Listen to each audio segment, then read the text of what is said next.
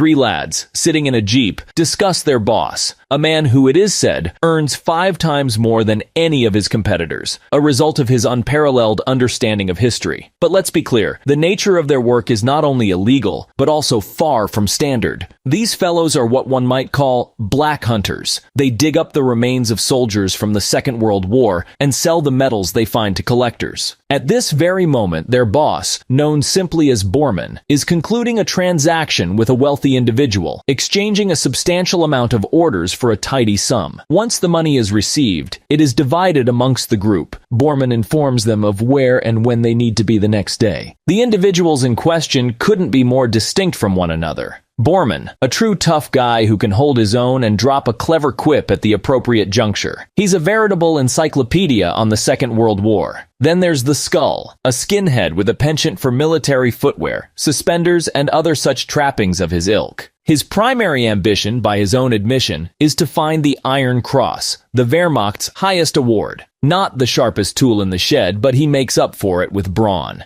The third member of the team, the guy nicknamed The Alcohol, a lover of rap music, and mortal enemy of the Skull, due to a certain hairstyle. Lastly, there's Chuha, unremarkable in every way. The following day, the fellas set out on their journey. Upon arriving at the excavation site, they find that other players are encroaching on their territory. Without hesitation, the Skull lays into the leader of the competitors, and the rest of the lads join in. After dispatching their rivals, the group gets down to work. But after a day's worth of digging, they come up empty-handed. They decide to break for a snack, only to discover that someone had already devoured most of the food. The culprit is quickly identified, and Borman sends him and the alcohol to fetch more provisions, informing him that he will not be paid for the day's work. The Skull takes this opportunity to seek revenge on his partner, sneaking away from camp and attacking the alcohol, cutting off his dreadlocks. With food and vodka in hand, the group returns to camp, and the alcohol presents himself to his comrades in a new hairstyle. Instead of reprimanding the Skull, the others simply laugh. After eating, the group continues their work and eventually stumbles upon a dugout covered in sand. Inside, they find 6 skeletons, a safe, a pistol, and an old wristwatch. By this wristwatch, they discover the time when the dugout was blown up. Among the dead are a nurse, an officer, and 4 soldiers.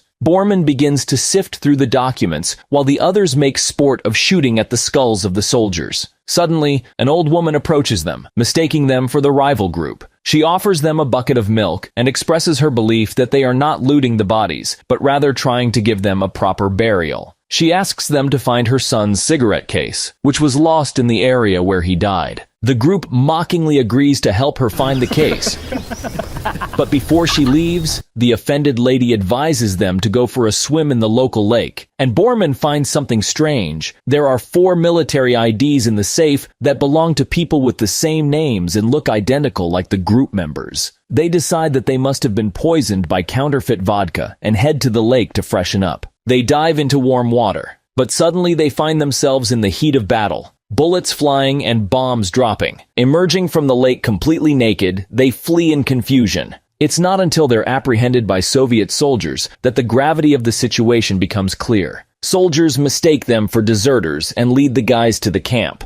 Quick on his feet, Borman advises the Skull to cover up his swastika tattoo with mud, in the hopes of avoiding a bullet in the head. He follows the advice and covers the tattoo with mud. At the place, they are brought before a captain. Borman takes a gamble and reveals that they are descendants from the future, a claim met with skepticism and derision. Looking at those very IDs, the captain asks with a sneer if they won the war in the future. Borman replies that they did. But when the captain orders their execution, a sympathetic sergeant intervenes, suggesting they may be shell-shocked and in need of medical attention. Captain agrees and decides to postpone the execution. Heroes are given clothes and sent to the medical unit. The next morning, as the group debates their next move, an unexpected twist arises in the form of the lieutenant, who turns out to be none other than the Skull's neighbor, separated by 60 years in the timeline. They live on the same street in neighboring houses and studied at the same school and even trained by the same boxing coach. But for the lieutenant, it's a young guy, and for the Skull, it's an old man. During the conversation, the Skull accidentally mentions a TV, and the soldiers around don't understand what he's talking about.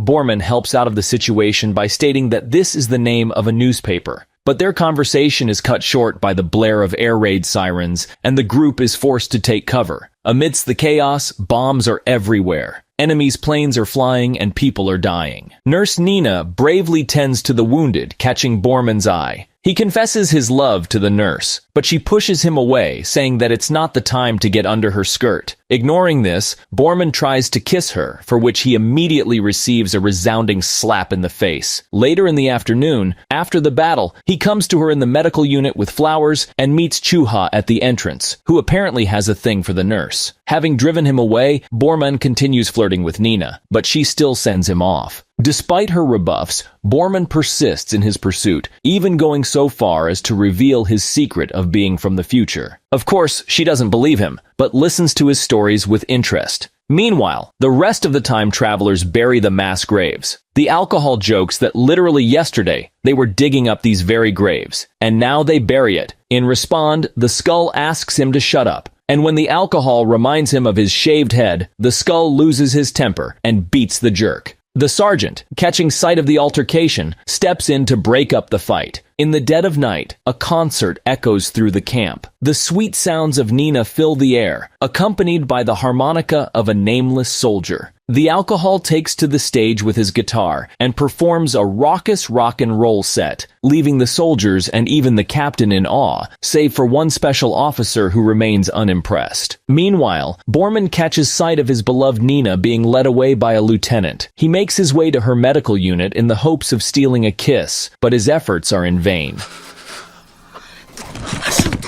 Determined to escape this hellhole, the heroes make for the lake, believing it to be some kind of portal back to their own time. But their efforts are in vain, and they find themselves back in 1942. As they swim to shore, the sergeant awaits them with suspicion, questioning their odd attraction to the lake. The heroes make up a flimsy excuse, claiming they swim in the cold water to harden themselves. Back at camp, the heroes are reduced to peeling potatoes and discussing their next move. Suddenly, the old lady who had given them milk in the future appears. They beg her to send them back, but she doesn't understand their pleas. It dawns on them that they had ended up in the past because of a promise they made to find a cigarette case. They recall the name of her son, Dmitry Sokolov. Dmitry Sokolov. They learn that the man they are looking for had gone missing on a mission a week ago. Their luck takes a turn for the worse when they're summoned by an officer who informs them that the lake they'd been swimming in was on enemy territory and that they had unknowingly passed through a minefield. The guys say they didn't know about it. Seeing their luck, the officer assigns them a mission to infiltrate enemy lines and capture a German soldier. The sergeant is appointed as their leader. Officer takes their documents, putting them in the safe they had found in the dugout a couple of days ago. The alcohol becomes hysterical at the thought that the bodies they had found in the dugout belonged to them. Borman, checking the wristwatch they had found, reveals that they only have 62 hours left to live and starts a countdown.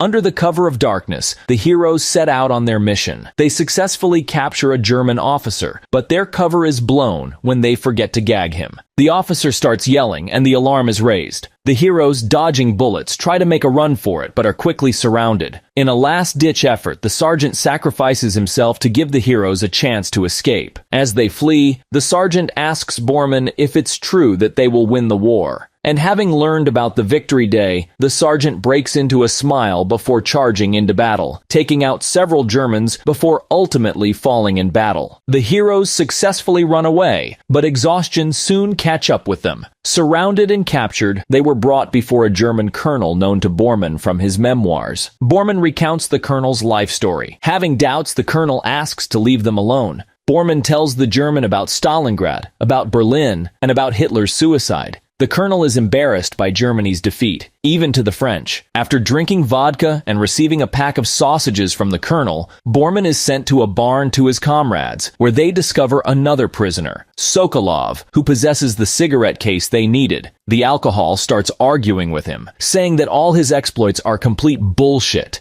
since in 60 years, Hitler's fans will walk around in Moscow. This infuriates the soldier, and he knocks alcohol to the floor, after which he begins to choke him. After breaking the fight, the friends start discussing discussing the escape plan. Sokolov reveals he had dug a tunnel but can't flee due to his broken legs. He asks the heroes to deliver his cigarette case to his mother, to which they agreed. As they left the barn, Alcohol struggles to stop coughing, having potentially damaged his trachea in the fight with Sokolov. Alerted by the noise, a guard approaches. Seeing this, Sokolov begins singing, buying them time to escape. Though Sokolov was shot, the heroes return to the camp, keeping their capture a secret so as not to raise unnecessary questions. Upon learning of the sergeant's death, the officer is furious at their failure to protect their comrade and capture a German soldier. Nina meets Bormann, and after making sure that he's okay, she kisses him and takes him to the hayloft. Chuha in love follows them. Having climbed a tree, he becomes a witness to lovemaking. In a fit of anger, he attacked Bormann. Nina runs away, and the special officer becomes a witness to the fight, which leads to their confinement in the basement. Nina demands from the special officer to release them, but he is stunned by her impudence and harshly sets her straight. However, after talking to the lieutenant, he decides to let the guys go. But the lieutenant asks to leave Bormann in custody and only release him right before the tomorrow battle, as he is jealous of Nina. Meanwhile, the friends argue over what course of action to take. The Skull insists on staying with his comrades and going into battle next morning. But the Alcohol wants to abandon Bormann and flee. Chuha, despite the conflict, refuses to do so. The Alcohol, in frustration, sends them all to hell and decides to go to the lake alone. But the Skull notices that Bormann has a cigarette case, without which they cannot return to the present. The next day, Bormann is released just before the attack, and they weigh their options. Running to the lake is likely a death sentence from their own comrades, who will probably mistake them for an enemy. Staying put is just as dangerous. The only option is to go into battle with everyone. The battle begins with Bormann leading the charge, followed by the Skull. Chuha struggles to find his courage for a long time, but eventually joins the fight. The Alcohol tries to flee, but is driven back into battle by the second wave of attackers. A projectile explodes near Bormann, wounding his leg. He slides down the funnel in panic and tries to stop the bleeding. Meanwhile, in a nearby hideout, the Skull and the lieutenant devise a plan to take out a machine gun pillbox. The Skull, having been on the mission before, suggests outflanking it. Then the lieutenant gives him grenades and orders to blow up the pillbox. But the Skull refuses to blow it up by himself, calling it suicide. Chuha crawls into their hideout. The lieutenant convinces the guys that without taking out the pillbox, the offensive will fail and they will be cut down by machine gun fire.